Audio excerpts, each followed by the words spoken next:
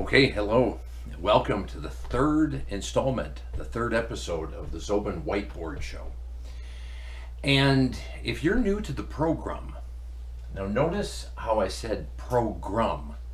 This is something that you'll find older people might say. Instead of program, it's as if they're saying program. And you might even hear something like bedroom instead of bedroom. Anyway, welcome to the Zobin Whiteboard show. This is my program. If you're new to the program, you're going to notice a few things. There's a couple of ongoing bits. Number one, I always wear makeup for the show. So I throw on a little bit of rouge, I throw on some eyeliner. And this is basically just something that we do in TV, or YouTube is basically TV, so I think it's close enough. Another thing is that I will periodically put on my intellectual glasses. And when I do that, my voice will lower a full octave and my intelligence will go way up. And I will say things like indubitably or most assuredly and just, incalculably. Things that usually end in blee. As soon as I take them off, I get really dumb. Can't think of a thing to say. So anyway, today's program is a little bit interesting because what you see at the center of the whiteboard here looks like a rectangle, right?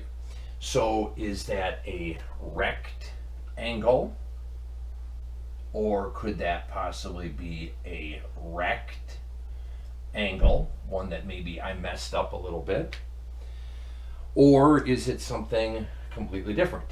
And for those of you who are a little bit astute, you're going to notice that this is actually the state of North Dakota. And North Dakota is a very special state to me.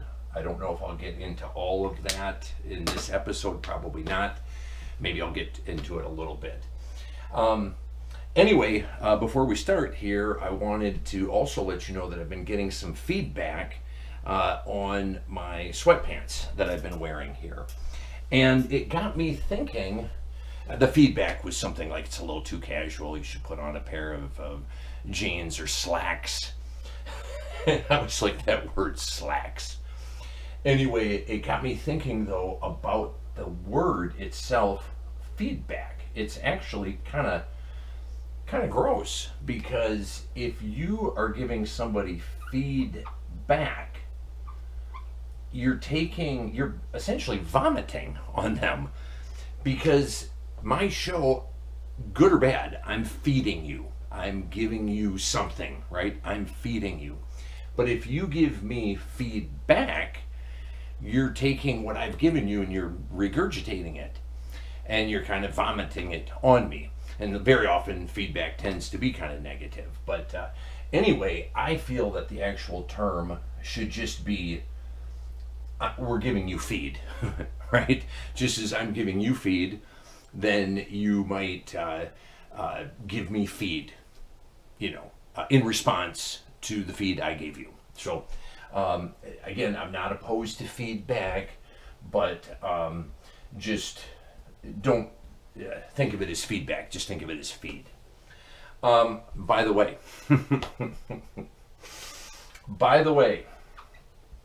that expression, by the way, before we get on any further, the capital of North Dakota, you might ask, I would say that's none of your Bismarck, but it would be right here, Bismarck. Anyway, by the way,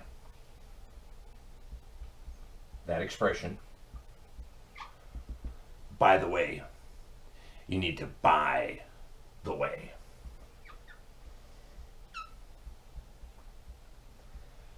You need to buy the way. Because I don't know if you guys knew this, but there is a whole new exciting movement going on. It's more psychological in nature. I don't want to give away all the secrets, but I think, by the way, here is the slate.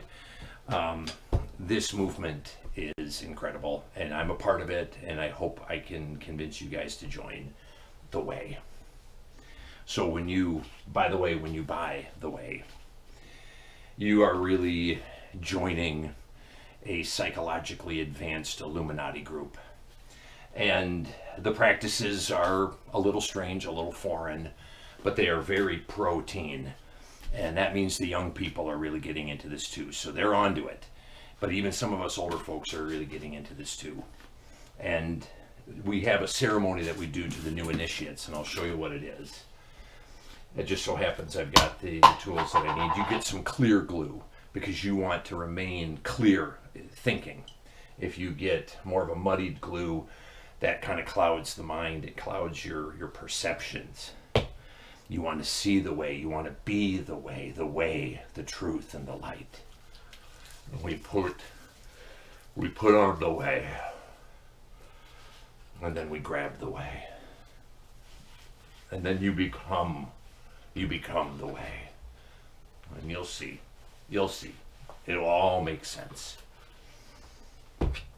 But then, once you've done that, the problem is if you do a TV show, you still have to kind of tidy up a little bit. So we're just going to put on a little bit of, just dapple on a little bit of eyeliner here.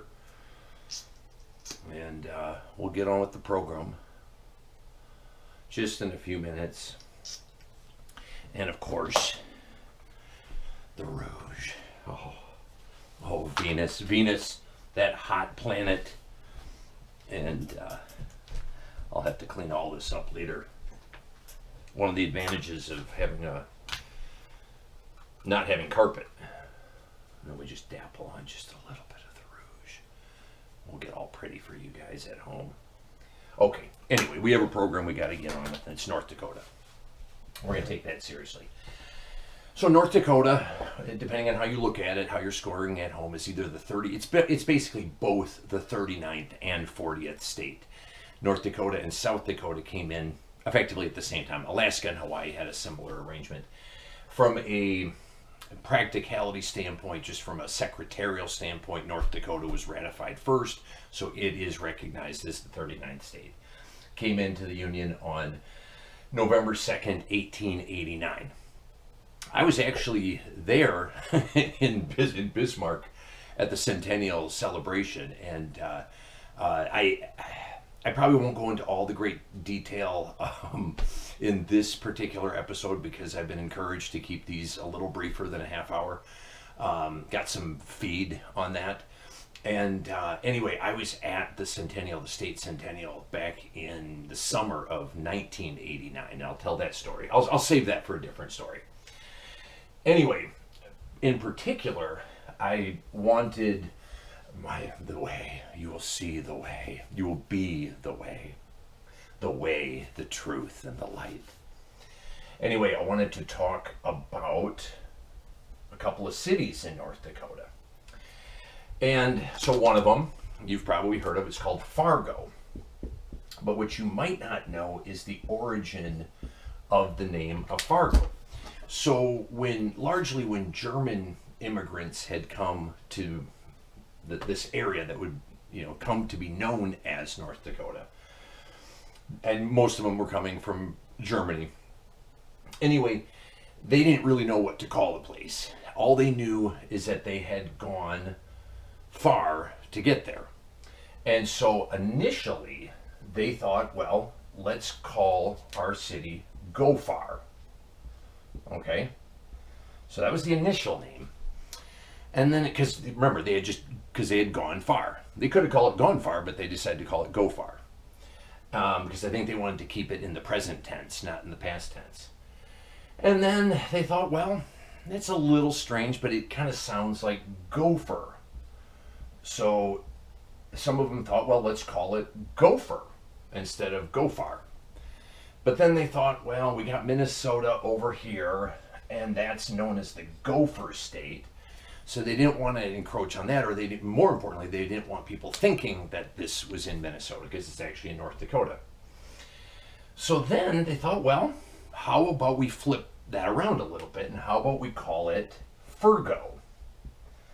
And Fergo just didn't really catch on. People thought that was a little strange. So then they went back to the original name of Go Far and thought, well, let's flip that around. And then when you do that, then yes, you get Fargo. And that is the origin of the city, the name of it. Now, oh, hang on. I think we got a call. All right. Hello? Oh, Hansel, yeah.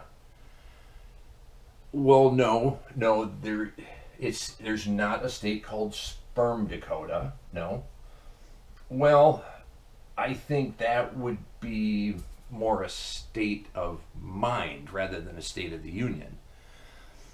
Well, it's true. Dakota is a Lakota term that means friend. So Sperm Dakota would be sperm friend, which, again, I'm not unfriendly to sperm, but Sperm Dakota, like I say, I think that would be more of a state of the mind. Maybe if you found the way, not so much a state of the union. Yeah, that's interesting. Okay. I'll definitely mention that.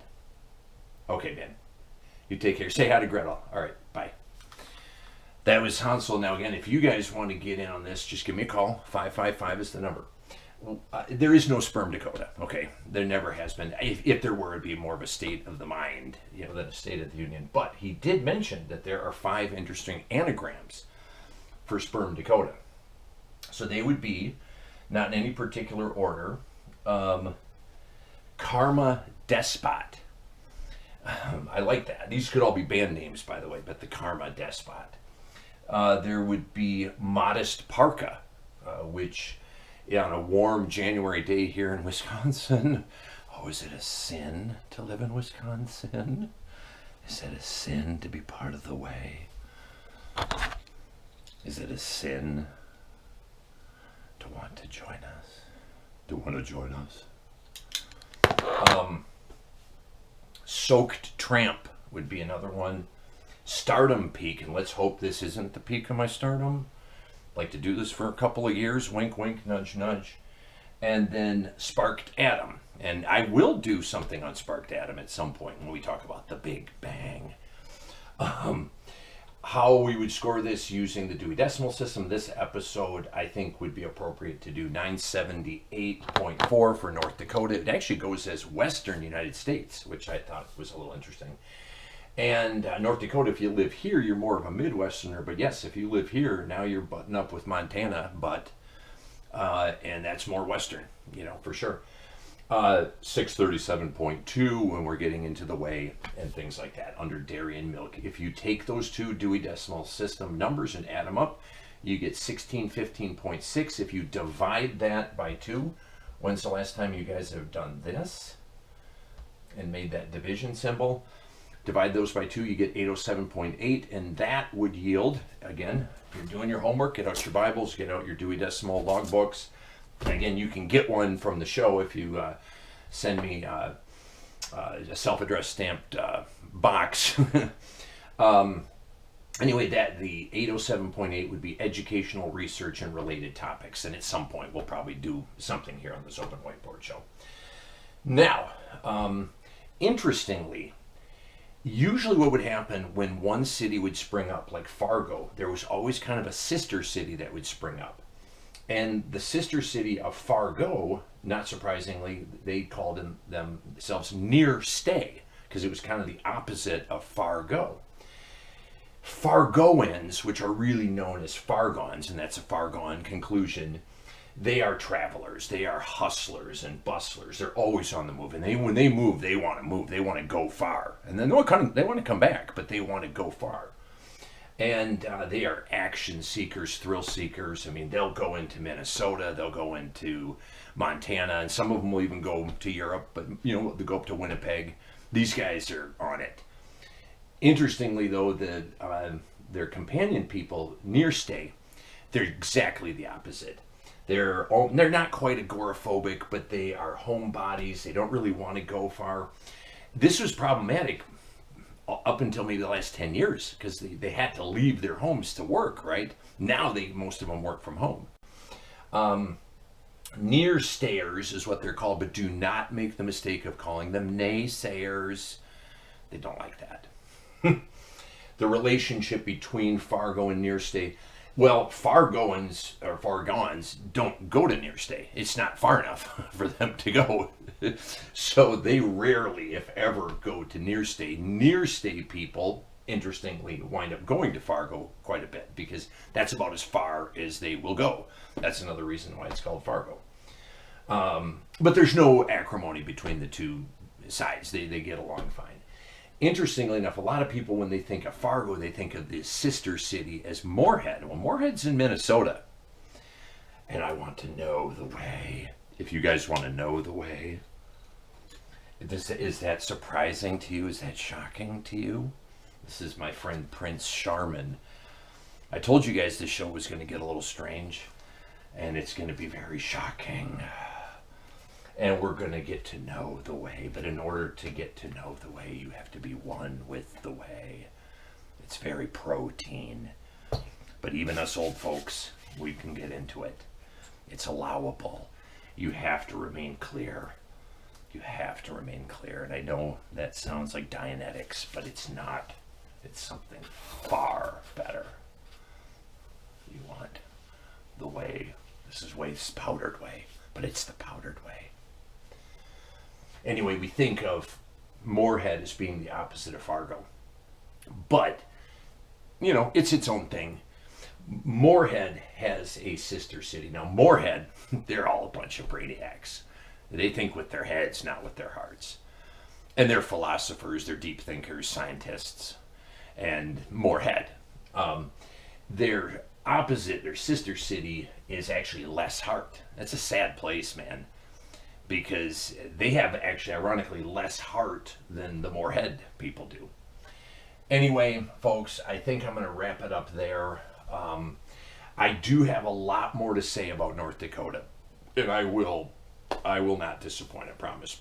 But I think to try to keep this at 5 to 10 minutes, I'll better wrap up. So, anyway, guys, again, if you want to get in on the action, give me a shout. 555 is the number. This is the Zobin Whiteboard Show. This was episode 3, which was kind of a mashup between North Dakota and the Way. We'll see you next time.